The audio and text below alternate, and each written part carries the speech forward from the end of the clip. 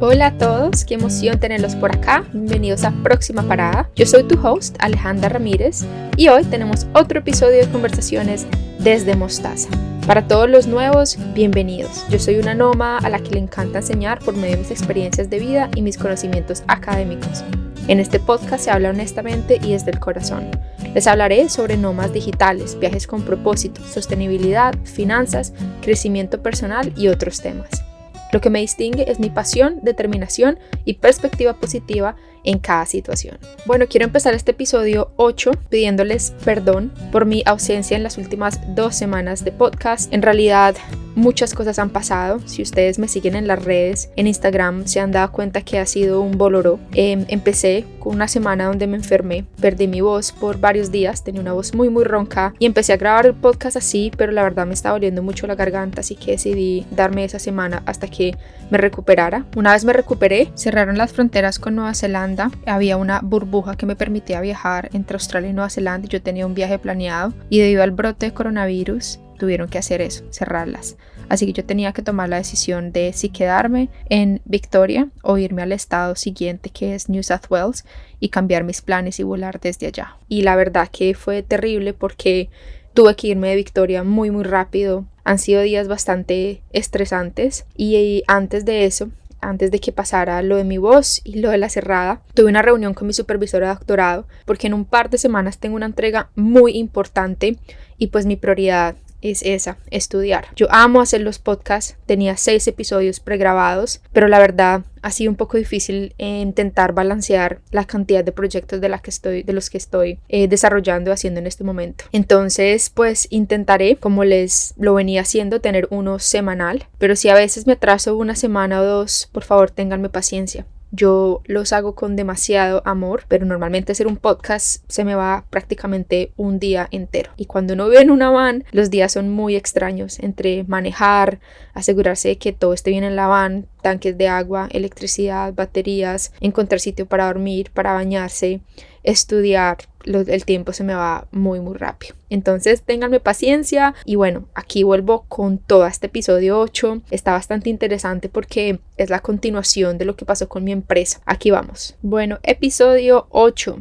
Quería contarles que la semana pasada me sentí a organizar todos los episodios que me faltan para terminar de contar como mi historia de vida y estar hasta el día de hoy, la van. Y me faltan hasta el episodio 16 para terminar todo lo que tengo que contarles. Así que se vienen otros 8 episodios de adelanto de esta línea del tiempo y espero después de ese episodio 16 poder empezar a hablar de los otros temas que nos interesan a todos, la verdad.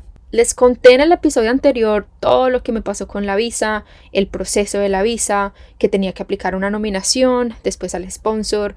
Les conté sobre mi primer trabajo en la universidad, cómo fue esa sensación, cuánto me pagaban, todo. Ya llevaba yo en Australia muchísimos años, o sea, eso fue ya en el 2014, o sea, lleva 7 años en Australia. Y en esos 7 años yo no había tenido carro nunca. Así que con el tema de los markets de la empresa, como les había contado, yo hacía mercaditos o participaba en los mercados los domingos y algunos sábados para vender los productos que traía a Colombia y mis diseños. Entonces, con esos mercados yo no tenía carro, utilizábamos el carro Anita, hasta que yo decidí comprarme mi primer carro. Era una Latica chiquitica, pero chiquitica, un Daihatsu, creo que se dice, puede que lo pronuncie mal, no sé, un carro japonés, blanco.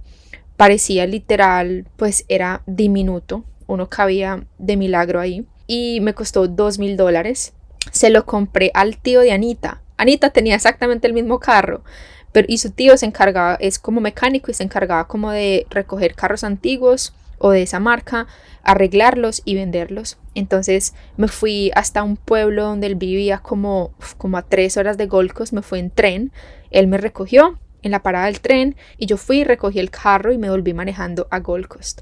Ustedes no saben esa sensación de mi primer carro. No me importa que hubiera sido un cucaracho de $2,000 que estaba a punto de morir, no me importa. Yo me sentía en las nubes. Así que nombré a mi primer carro Yoshi. ese carrito blanco chiquitico, y la verdad que me sirvió demasiado. Me lo llevaba para todos lados. Me acuerdo que cuando mis amigas se montaban al carro me decían: Ale, espero que tengas seguro, porque los carros que pasan al lado mío y pasaban muy rápido, o sea, se podían llevar a Yoshi en 3 segundos. Se movía para un lado y para el otro, pero a mí no me importaba, yo le daba hasta que sacara la pata. Bueno, ya con ese carro me daba la tranquilidad de poder ir a los markets yo sola sin tener que depender de Anita, y de alguna manera yo empacaba todo ahí, o sea, no cabía un pasajero, era yo con todo lo de los markets y ya. Ese año completo, en el 2014, cuando compré el carro, ya les conté que empezaba mi segundo año de visa. Era el último año que me quedaba de visa del diploma de marketing y era el año definitivo donde yo tenía que asegurarme que la empresa estuviera funcionando muy bien para que me aprobaran la nominación. Varias cosas pasaron en ese año para que yo pudiera aplicar esa nominación. La primera condición era que yo tuviera contratos grandes con varias empresas. O sea, la idea era que Maverick se viera como una empresa legítima que estaba produciendo bastante dinero. Yo me estaba moviendo muchísimo y logré unos 3 o 4 contratos de más o menos $3,000 hasta $10,000. Entonces eso me ayudaba. Eran contratos con empresas buenas donde yo iba a hacer el diseño gráfico constante. Pero lo que a mí más me ayudó fue un contrato que me salió con Griffith. Ahí vuelve a jugar Dominique. Yo les hablé de Dominique en varios episodios, que es mi mamá, mi ángel de la guarda acá, la que me dio el trabajo en Griffith. Pero resulta que en Griffith ellos optan por pagarle a las personas solamente utilizando el tax file number. Hagan de cuenta que es el impuesto que nosotros tenemos que pagar. Entonces cada persona que trabaje tiene que tener ese número, que es un tax file number, y ese es tu registro para pagar impuestos al trabajo que tú tengas. Así es como la mayoría de personas trabajan. Hay otra opción que es trabajar con un ABN, que es un Australian Business Number. Pero esa opción de ABN es como si estuvieras trabajando con un contrato de una empresa. Pero a las universidades no les gusta solamente pagar por medio de un tax file number a una persona individual, porque así ellos pueden retener el IVA de nosotros, el impuesto de nosotros, y bueno, y hacer el año fiscal cada junio. Aquí en Australia el año fiscal se hace cada junio, mitad de año. Historia larga para no complicarnos con temas de tax y de IVA de impuestos. A la visa a la que yo tenía que aplicar, que era la visa de sponsor de mi empresa, yo solamente podía trabajar para mi empresa. Yo no podía trabajar para absolutamente nadie más. Esa es una de las condiciones más importantes de la visa. Entonces, obviamente, yo no podía trabajar en Griffith, pues porque tendría que trabajar por medio de la empresa como Maverick. No podía trabajar como Alejandra. Pero a la universidad no le interesaba contratar a Maverick, sino le interesaba contratar a Alejandra por el tema de los impuestos del tax. Entonces Dominique, no me pregunten cómo, movió sus fichas, hizo un par de chanchullos ahí con la administración, pero nada de chanchullos malos de dinero, sino más bien mover fichas y contactos para que a mí me pudieran dar un contrato de 3 años por medio de mi empresa de Maverick. Eso fue un proceso súper largo y difícil. Pero Natasha, que era la persona de la administración, teníamos una muy buena relación también, y Dominique se pusieron la 10. En Colombia ponerse la 10 significa metérsela con toda, como que le metieron la ficha a ayudarme, y empezamos a hacer todo el proceso para que la universidad me aceptara a la empresa como a prestar servicios como una persona, como un contrato, no como una persona en sí, sino como una empresa. Ese proceso se demoró casi que 6 meses, o sea, así de compleja era la cosa, pero pues yo tenía ese año definitivo donde les conté que tenía que hacer de todo para que me salieran esos contratos y me aceptaran la nominación. Después de muchos papeles, contratos de cientos de páginas, abogados y todo lo que se puedan imaginar, Dominique y Natasha lograron que mis clases como profesora fueran pagas a la empresa y no a Alejandra. Eso ya para mí era un punto gigante porque los contratos eran 3 contratos de $20,000 o $25,000 por 3 años, o sea, cada año $25,000. En dinero en sí no era tanto, era mucho menos dinero de lo que yo estaba trabajando, pero estaba en un punto donde a mí no me importaba trabajar mucho más y ganarme no tanto dinero, sino era el hecho de tener un contrato muy bueno con la Universidad de Griffith. En los ojos de inmigración y en los ojos de una empresa creciendo, eso era algo increíble. Así que logré continuar mi trabajo como profesora, y esto es algo que no mucha gente sabe, la verdad, no es que sea ilegal, pero es algo diferente. Yo simplemente prestaba mis servicios freelancer como diseñadora gráfica y daba mis clases como profesora, pero como tú das clases por horas pequeñas, y tú, no sé, unas 10 horas o 15 horas a la semana, no era considerado un trabajo a tiempo completo, era simplemente un servicio de freelance que lo hacía a nombre de la empresa. Entonces ese año logré ese contrato también grande con Griffith. Todo se empezó a unir, empecé a conseguir más clientes, a tener un dinero mucho más constante, y ya ese año prácticamente se estaba acabando. ¿Qué pasó? Pasaron dos cosas un poquitico tristes y bueno, así es la vida, supongo yo. Después de estar con Rafa casi 3 años, estábamos prácticamente comprometidos, no con anillo en sí, pero casi, o sea, estábamos muy enamorados. Las cosas simplemente no funcionaron, empezamos a tener diferencias culturales, sobre todo. Culturalmente Brasil y Colombia son bastante diferentes, y decidimos no continuar con la relación. Así que eso se terminó. ¿Qué pasó? Que cambió el rumbo entero de mi vida por los próximos 3 años. Rafa no tenía cómo quedarse en Australia. Él no tenía una manera, porque él estudió negocios, y negocios no está en la lista para quedarte en Australia. Así que su única opción era prácticamente un sponsor de una empresa o una visa de facto de una relación. Entonces ahí viene la segunda parte de esta historia con Rafa. Su familia y él me pidieron que yo lo metiera a mi visa. Nosotros ya no estábamos juntos, en teoría ya la relación había acabado, pero teníamos absolutamente todo para comprobar que estábamos juntos. Y pues en sí nuestra relación fue genuina por 3 años, súper enamorados, pero simplemente cada quien tenía cosas diferentes de vida. Yo acepté hacerlo por todo, por su futuro, por el cariño que nos habíamos tenido, y junto a la aplicación de la nominación de la empresa decidí ponerlo a él como mi pareja. Ese asunto de ponerlo a él en mi visa como mi pareja significa que él tiene exactamente todos los beneficios que yo tengo. Él podría trabajar tiempo completo, podría quedarse en Australia, podría estar haciendo exactamente todo lo que yo hago. Sí, era un poco riesgoso porque no estábamos juntos, pero a la vez dijimos, bueno, vamos a ver qué pasa. Igual a lo mejor podríamos volver, no sabíamos, y pues era el futuro de él también aquí en Australia. Yo no quería que en mis manos estuviera el que él se tuviera que ir de Australia y devolverse a Brasil. No sé. Era una situación un poco compleja y no quiero expandirme mucho en eso, pero ese mismo año pasó eso, el que Rafa y yo no estábamos más juntos, pero aún así estaba en la aplicación para quedarnos en Australia, los dos. Los contratos seguían, yo seguía haciendo freelance, seguía dando clase. Ese año, a final de año, se casaba mi hermana. Y pues mi hermana en realidad siempre ha sido esas personas que ha soñado con tener una boda increíble. Yo no soy mucho de ese estilo, pero la apoyo al 100%. Así que con mi hermana vivimos todo el proceso de su boda. Y mi hermana tenía una libretica morada donde ella anotaba absolutamente todo.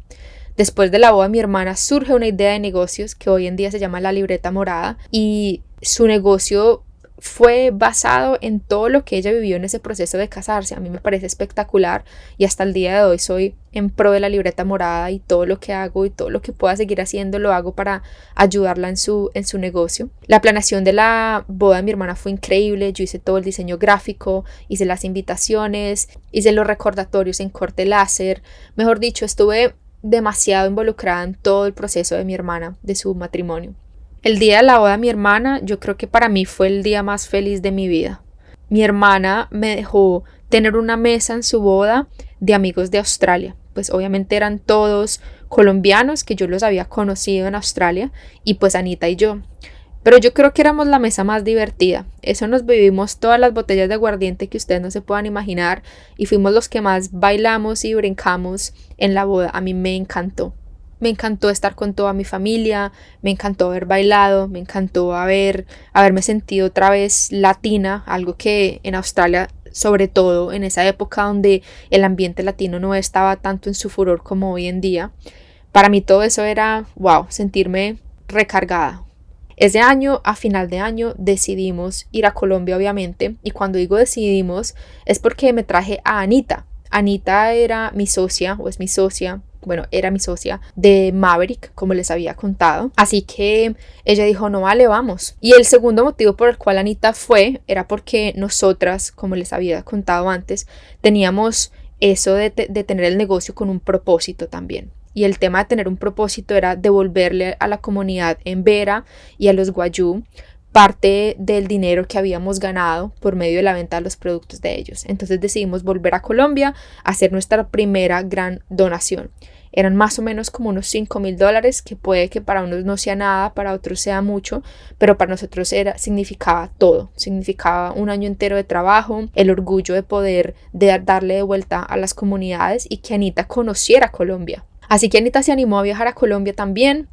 Colombia fue increíble, nos fuimos a La Guajira, estuvimos allá unos 4 días o 5 días, fuimos con mi hermana, con Andrés, con mis papás, manejamos a encontrarnos con el clan, eran 110 personas y nosotros hicimos un mercado gigante donde literal nos gastamos absolutamente todo el dinero, pero en cosas, no se les entregó el dinero físico, sino que se le entregó ollas, platos, vasos, mercado, utensilios, útiles escolares, juguetes, todo lo que ustedes se puedan imaginar, no lo gastamos para las 110 personas del clan que nos había ayudado con los productos. Esto fue para la tribu Wayuu. El día de la donación fue un día muy lindo y muy especial, no solo para mí y para Anita, sino también para mi familia, porque ellos pues me apoyaron incondicionalmente como en todo en mi vida y ellos estaban ahí firmes para vivir esa entrega. Compramos de todo, lo metimos en la camioneta de mis papás, como les conté antes todo lo que compramos, y manejamos en La Guajira hasta llegar al sitio donde ellos vivían. La Guajira de Colombia es un área bastante seca. No hay mucha agua y en sí los Wayuu, la tribu Wayuu, viven en eso, en áreas muy muy secas, muy áridas. La mayoría duermen en algo que se llaman chinchorros. Los chinchorros son como unas hamacas, pero son hechas a mano y son mucho más grandes que unas hamacas. Caben por lo menos unas 2 personas. Y los chinchorros tienen como unos arandelitas o unos lados que caen de lado y lado del chinchorro. No sé si me estoy explicando bien, pero lo que hacen estos lados extras que caen sirve como si fuera una cobija. Hagan de cuenta que uno se entra en la hamaca y coge los 2 lados del lado y lado de la hamaca, los pone hacia adentro y bueno, ahí es donde se duermen. Esas son prácticamente las camas de ellos. Entonces ellos tenían un techo gigante, muy muy grande, donde cabían por lo menos unos 10 chinchorros. Nos acomodaron a los 7 en chinchorros.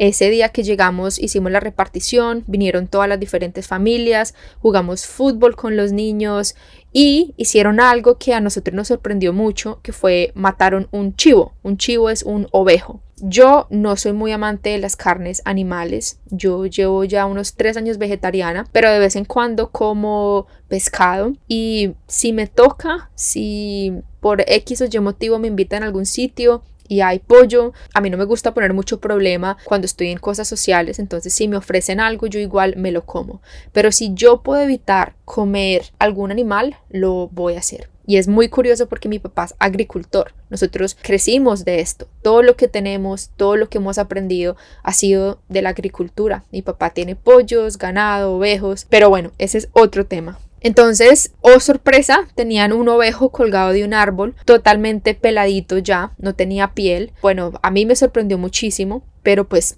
culturalmente, obviamente para ellos es una manera de agradecer el hecho de que nosotros estuviéramos allá, de la donación, de estar todos unidos. Y lo que hicimos fue comer ovejo para el desayuno, almuerzo y comida de 2 días. Aparte de eso, ellos hacen como unas bolitas de masa, creo que es de maíz, donde ellos mismos cogen el maíz y lo trituran y es simplemente agua y la masa. Y eso fue lo que comimos. Eso fue literal desayuno, almuerzo y comida por 2 días.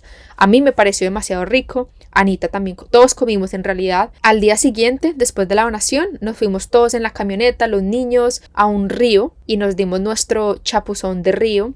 Ahí también comimos y jugamos y la pasamos increíble. 2 días muy lindos, la verdad, con ellos. Me sentí muy conectada a mis raíces de Colombia, me sentí agradecida de poder estar haciendo eso. Yo no sé si hubiera tenido la oportunidad en Colombia de aportar de esa manera, pero ya el hecho de estar no solamente contando nuestras tradiciones sobre nuestras tribus en Colombia, en Australia, eso no era suficiente, pero el poder vender los productos y de alguna manera volver a Colombia a entregar algo para mí era bastante importante y satisfactorio. Pero más allá de eso, me di cuenta de ciertas cositas en esa donación y creo que hoy en día no lo volvería a hacer. ¿Por qué? Primero, en Colombia hay muchas tribus que uno debería aportar diferente. Yo siento que la mejor manera de aportar sigue siendo la educación. Entre ellos también hay muchas peleas y hay muchas desigualdades de quienes hacen los productos. Me di cuenta que muchos de los que hacían las mochilas que nosotros llevábamos eran los niños, muchos, o sea, yo diría que el 80% eran las niñas y los niños los que hacían las mochilas y las mujeres. Y bueno, yo siento que las cosas las pude haber hecho mucho mejor, pero pues como todo en la vida, el proceso de esto se aprende y es muy diferente hacer todo por teléfono, yo viviendo en Australia, a ir allá a verlos y a en realidad darme cuenta de la realidad. Así que cambiaría muchos aspectos de esa donación si en algún futuro la volviera a hacer. Yo cada vez que voy a Colombia, si puedo, voy unos 2 meses mínimo. Mínimo 2 meses, a veces me quedo 3 meses, pero voy y me quedo mucho tiempo por varios aspectos. La primera es porque quiero estar lo que más pueda con mi familia. Segundo, porque amo viajar por Colombia, explorar, conocer y no me quedo quietas, pero nunca. Casi siempre que voy a Colombia estoy entre Medellín, Bogotá, Ibagué y Cartagena. Esos son como los 4 puntos principales. También voy mucho con mi papá a Armenia a visitar todas las granjas. Mi papá es un agricultor, un trabajador, increíble.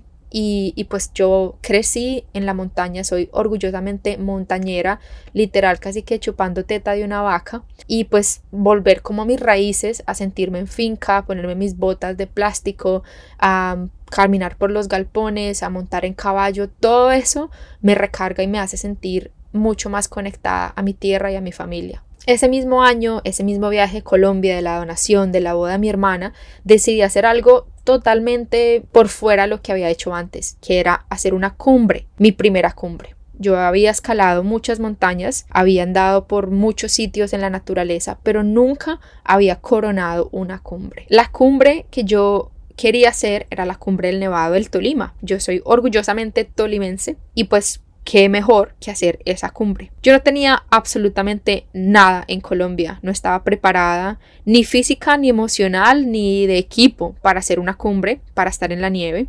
Mis papás tenían ciertas cositas que ellos sabían, porque mis papás son unos exploradores también, re guerreros. Ellos tenían como alguna ropa de pronto para el frío y cuando les planteé la idea de irme a hacer cumbre, mi mamá una vez más pegó un grito en el cielo, pero bueno, igual no pueden hacer mucho, mi papá pues dale sin miente. ¿Con quién iba a hacer la cumbre? Resulta que hay un amigo de la familia que se llama Ernesto Bando, él también es un viajero así loco y es un fotógrafo. Él me ha contado en la boda de mi hermana que ya la había hecho varias veces y me dijo vámonos y la hacemos, y yo de una. Y él iba con un amigo de él que tienen una empresa en el Tolima, en Ibagué, sobre este tipo de turismo. Es un turismo sostenible, ecoturístico, es de aventura, de pájaros, fotografía, y a mí me encantó la idea. Cuando los conocí quedé muchísima más enamorada, no solo de la empresa de ellos, sino de todo lo que hacían por la comunidad y pues por el departamento del Tolima. Esta aventura del Nevado íbamos con 2 guías, que era Truman, que se llama David, pero le dicen Truman, su esposa Annie, que son los dueños de la empresa que les dije ahorita. Y bueno, ellos 2. Había un alemán que llevaba viviendo muchos años en Colombia, vivía en Ibagué, él también se unió. Y un amigo mío que es Tulio y Ernesto Bando, el otro amigo fotógrafo, y yo. Éramos un grupo pequeñito, pero pues apenas para un viaje que fue súper improvisado. Era tan improvisado que, como les dije, yo no tenía ropa. Toda la ropa que yo tenía de frío me la prestó mi mamá, mi papá y primos, y pues todo era prestado. Y bueno, la aventura consistía de 4 días, 3 noches.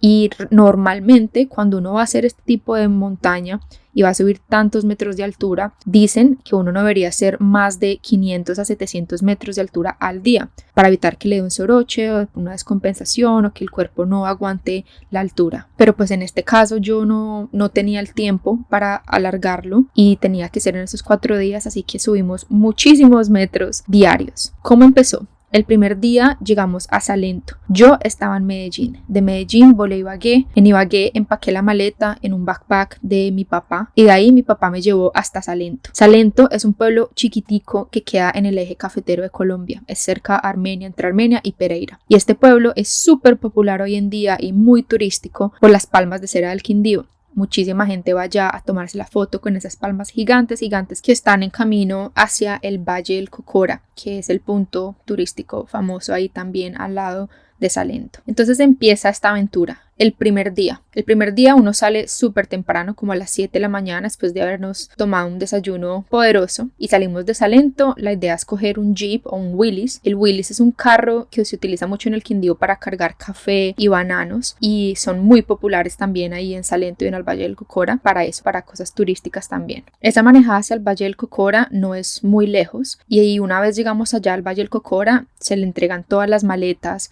y la comida y todo a unos señores que llevan todo eso en unas mulas. Nosotros llevamos como un backpack del día solamente. En mi caso yo tenía mis cámaras y algunas cosas como de los snacks del día y eso, pero pues es un morral chiquito, no pesa más de 7 kilos. La mochila grande con las cosas de acampar y la comida y todo eso lo llevaban las mulas. La caminada empieza hasta que llegamos a un sitio que se llama San José, que es un río, y es, haz de cuenta, un puente estilo Indiana Jones, donde uno también tiene que caminar. Se demora más o menos como unos 4 o 5 kilómetros y el camino empieza a volverse más y más y más difícil, que es, haz de cuenta, una jungla. Eso está súper tupido de plantas, de fauna, y no hay un camino marcado en sí, sino que es simplemente montaña. Eso es montaña, barro. Tanto que se me olvidó decirles, en Salento yo tuve que comprarme esas botas como de caucho gigantes, las mismas que yo usaba cuando era chiquitica y me iba a los ordeños con mi papá, porque el barrizal que había en la montaña llegaba casi que hasta la rodilla. Entonces no valía la pena ponerme tenis o botas para montaña porque se me iban a llenar de barro hasta la rodilla. Esos primeros kilómetros, 4 o 5 kilómetros que les conté, es para llegar a un punto como donde uno almuerza, ya más o menos como unos 3.100 metros, y ahí se hace esa transición de ecosistemas como de la parte montañosa, de selva, de los Andes, al páramo.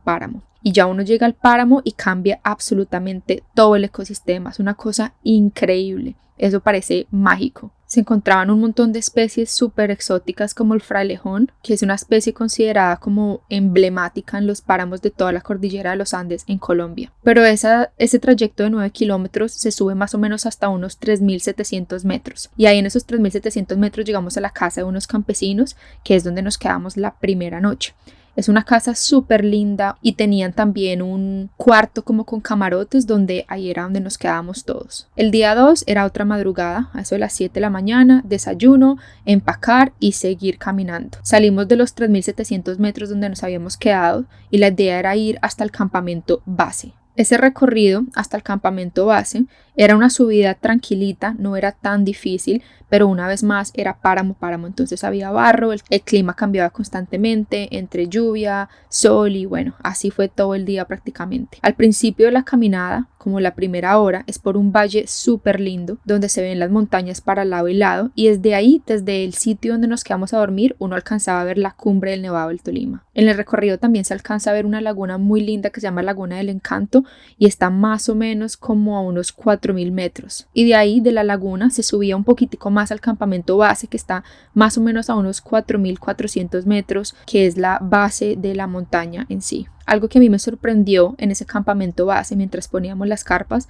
era que teníamos un acceso 360 a todas las montañas alrededor del Nevado del Tolima. Se alcanzaba a ver súper claro el Nevado del Riz, que en esos tiempos estaba como en erupción, entonces tenía la fumarola, y también se alcanzaba a ver el Nevado de Santa Isabel y el Paramillo del Quindío. No sé cómo explicarles esa sensación de estar en Colombia, en la base de la montaña del Nevado del Tolima. Era increíble, yo me sentía como si estuviera en Suiza o en otro país. Aparte de eso, no había absolutamente nadie. Cuando yo hice esta montaña en el 2014, el Nevado del Tolima no era una atracción turística tan popular como lo es hoy en día, así que todo estaba demasiado bien cuidado, era un paraíso. Esa noche, dormir a 4.400 metros de altura, a mí me dio un poquitico duro. Alcanza a dar un poquitico dolor de cabeza, también es difícil calmar el frío, estaba haciendo muchísimo frío, pero yo creo que todas esas penas se quitan cuando uno sale a ver las estrellas y a ver el cielo despejado. Es una cosa mágica una vez más. Finalmente, el día de la cumbre era el día 3. Yo no sé si muchos de ustedes sepan, pero cuando uno va a coronar cumbre y esta cumbre es en hielo, como en este caso el Nevado del Tolima o muchas de las otras cumbres que hice en Nepal o en India, uno tiene que empezar en la madrugada, a veces a las 2 de la mañana, a veces hasta la noche anterior a las 9 de la noche. ¿Por qué? Porque cuando uno camina en la madrugada, uno corona cumbre al día siguiente, muchas veces entre las 6, 7 de la mañana, a veces a las 9 o 10 de la mañana. Pero una vez sale el sol, la nieve se empieza a derretir y como la cumbre de la montaña es llena de nieve, eso genera muchísima inestabilidad y no es seguro coronar cumbre cuando el sol está derritiendo la nieve, porque tú no sabes si es un paso, puede que debajo tuyo haya una corriente de agua, puede que se esté derritiendo y ahí es donde pasan los accidentes. Entonces yo diría que la mayoría de las veces, o todas las que yo he hecho, se corona cumbre desde la noche anterior, o se empieza a subir la cumbre desde la noche anterior y se corona cumbre temprano en la mañana o en la madrugada. Así que este caso no fue diferente. A las 2 de la mañana más o menos nos levantamos a tomarnos una bebida caliente, unas barritas de cereal y empezar a subir. Ese día consistía en 3 zonas más o menos. Las 3 zonas eran de características muy diferentes. La primera era subir por algo que es como el derrumbe de una montaña, por así decirlo, o intento explicarlo para que ustedes se lo puedan imaginar. Hagan de cuenta que es como una subida en una montaña de arena. Uno da 3 pasos y de los 3 pasos te resbalas 2. Es de esa arena volcánica oscura que tú subes y subes y subes y subes y te duele todo el cuerpo y sientes que no llegas a ningún lado. Esa área yo siento que era una de las más difíciles como de lograr, no por miedo, por peligro, sino pues porque se resbalaba todo el tiempo. La manera más fácil de subir esto era como en zigzag, entonces se demoraba muchísimo más, pero si uno no hacía un paso zigzag te ibas a demorar muchísimo tiempo. Después de esa hora más o menos, ahí se definía mucho si la gente podía continuar o no podía continuar. Después de esta zona ya estábamos a una altura de 4.750 metros más o menos.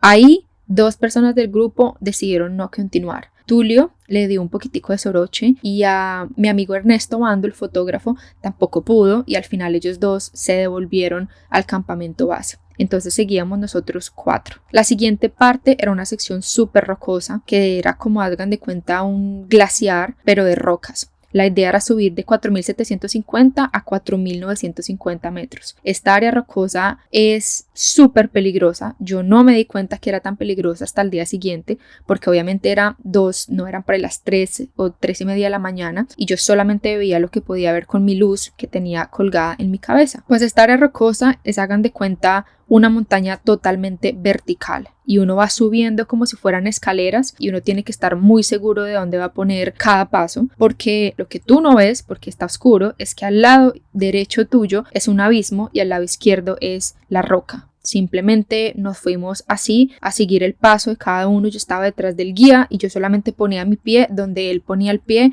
y así íbamos dándole despacito uno encima del otro. Este tramo se demoró más o menos otra hora y media y creo hoy en día que ha sido una de las áreas que más me han dado miedo, pero fue algo curioso porque no me dio miedo en el momento porque no lo podía ver, sino fue cuando después de haber coronado cumbre, cuando empecé a bajar y dije, Dios, no puedo creer que hayamos subido por acá a las 3, 4 de la mañana y que todo hubiera salido bien. Y ya una vez logramos esa parte rocosa, llegamos a la base del glaciar. Y esa base, como ya del glaciar o de la cumbre, es una cosa increíble, no sé cómo explicarlo. Es nieve por todos lados.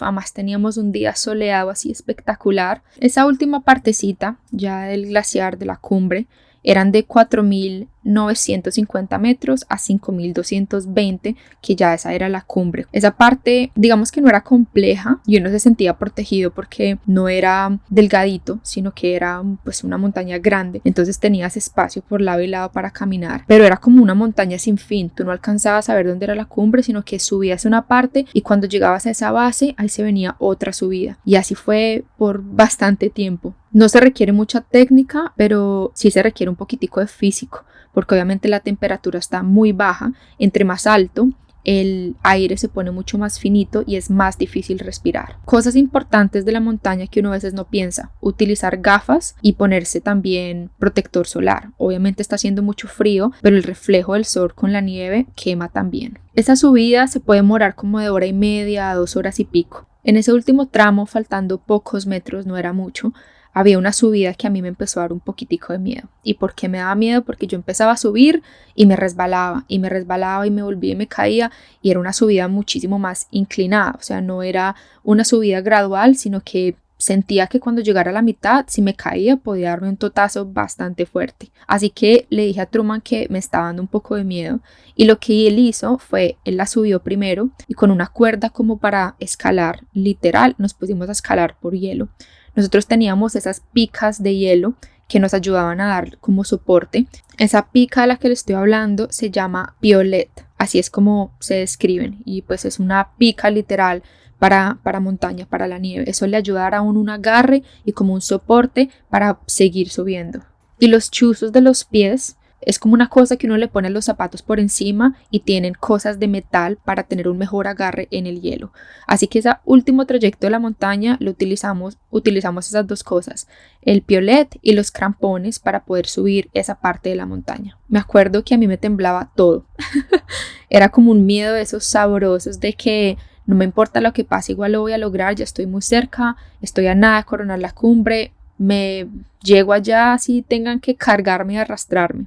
Y ya, finalmente, unos metros más, llegamos a la cumbre. Yo no podía creerlo, no podía creer que estuviera en Colombia, no podía creer que el día estuviera tan increíble. Aparte de eso, como les conté, el Nevado del Ruiz tenía una fumarola espectacular. Ya había estado la madrugada, así que eran tempranísimo, eran, no sé, por ahí las 7, 8 de la mañana. Y ya, esa sensación de estar en la cumbre, me tomé fotos, disfruté, nos tomamos fotos los 4, lloramos y en realidad uno no puede quedarse muchísimo tiempo porque lo que les conté, el sol estaba dando súper fuerte y pues ya se empezaba a derretir.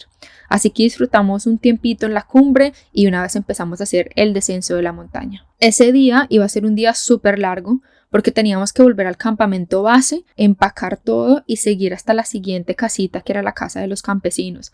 Así que era un trayecto bastante largo, no sé, unos 15, 18 kilómetros más o menos. Pero bueno, ya después de haber coronado cumbre, en realidad no me importaba caminar otros 3 días más. Llegamos al campamento base y a mí me empezó a dar un poquitico de dolor de cabeza. Me estaba sintiendo un poco indispuesta, pero creo que era porque no había comido mucho ese día. Igual tocaba seguir dándole, o sea que empacamos todo, empacamos las carpas, se montaron las cosas que se tenían que poner en las mulas y nosotros seguimos caminando hasta la casa de los campesinos. Esa noche fue una noche muy linda, descansar, dormí súper bien y al día siguiente hacer exactamente lo mismo el primer día, que fue bajar toda la loma desde el páramo por toda esa selva de los Andes hasta llegar otra vez al Valle del Cocora. Después de esa primera cumbre, ahí empezó un poquitico más mi adicción a subir montañas, de las cuales les voy a hablar en los próximos episodios. El circuito que hice en Nepal de 14 días, la cumbre del Stock Angry que hice en India, entre otras montañas que he tenido la oportunidad de hacer. Muchísimas aventuras. Lo único triste de esta historia es que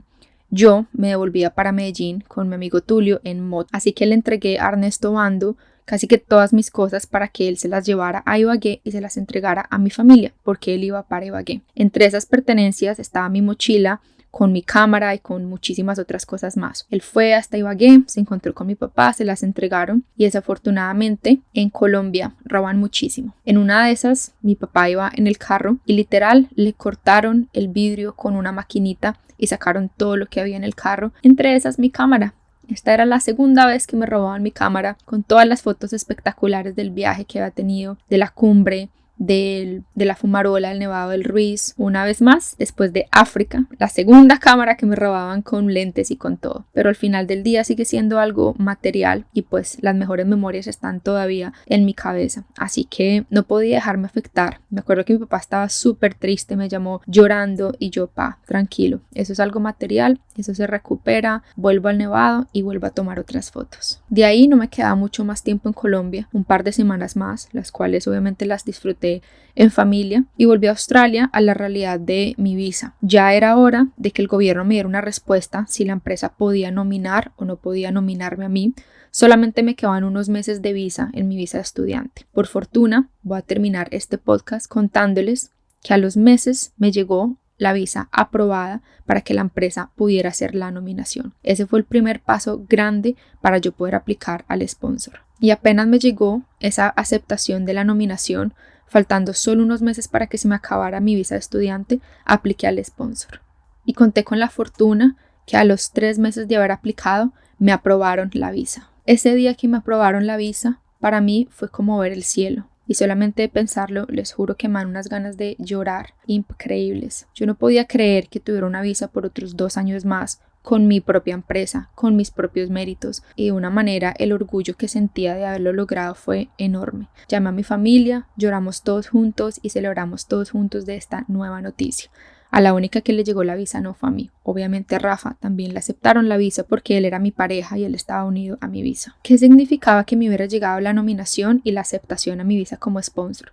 Que la empresa ahora tenía 2 años para empezar a generar muchísimo dinero. ¿Qué era muchísimo dinero? Entre $75,000 a $100,000 hasta más en lo posible. Pero bueno, ya sabía que tenía 2 años y esos 2 años tenía que trabajar muchísimo y eso era el camino para tener mi ciudadanía. Así que ya con eso en mente no había absolutamente nada que me limitara. Tenía el contrato de la universidad, ya les había mostrado a Griffith por esos 2 años que yo podía trabajar y que me acomodaba a lo que ellos quisieran hacer conmigo prácticamente. Así que voy a dejar este capítulo hasta acá. No sé si se han dado cuenta, pero les he resumido prácticamente mi vida en cada capítulo 1 año, a excepción del primer capítulo que fueron 4 años universitarios. Pero de ahí en adelante, cada año en mi vida ha tenido muchísimas cosas. Eso, cada mes ha sido un año vivido prácticamente. En el próximo episodio les voy a hablar sobre 3 viajes que hice en ese año del 2015, ya estando sponsoreada por mi empresa. Ese año viajé a Japón, a Hawái y me fui a Nepal. Así que el próximo episodio va a estar jugoso porque en Nepal tuve muchas experiencias también, buenas y malas, de las que les voy a contar. Muchísimas gracias por escucharme y espero poder verlos de nuevo en el próximo episodio. Gracias a todos.